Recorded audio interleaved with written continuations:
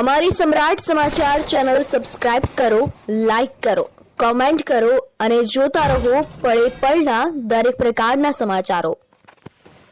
તળાજા શહેરમાં નગરપાલિકા દ્વારા આયોજિત આજથી સ્વદેશી મેળાનો પ્રારંભ કરવામાં આવ્યો। ભાવનગર જિલ્લાના તળાજા શહેરમાં શહેરી વિકાસ અને શહેરી ગૃહ નિર્માણ વિભાગ હેઠળ ગુજરાત શહેરી આજીવિકા મિશન અંતર્ગત તળાજા નગરપાલિકા દ્વારા સ્વદેશી મેળાનો પ્રારંભ કરવામાં આવ્યો છે। આ સ્વદેશી મેળો તારીખ 6 માર્ચ 2026થી શરૂ થઈ તારીખ 11 માર્ચ સુધી તળાજાની વ્યાયામ શાળા ખાતે યોજાશે। સર્જનાથી સમૃદ્ધિ સુધા આત્મનિર્ભર સખી તેમજ હર ઘર સ્વદેશી ઘર ઘર સ્વદેશી વોકલ ફોર લોકલ જેવા સૂત્રો સાથે મેળાનું આયોજન કરવામાં આવ્યું છે।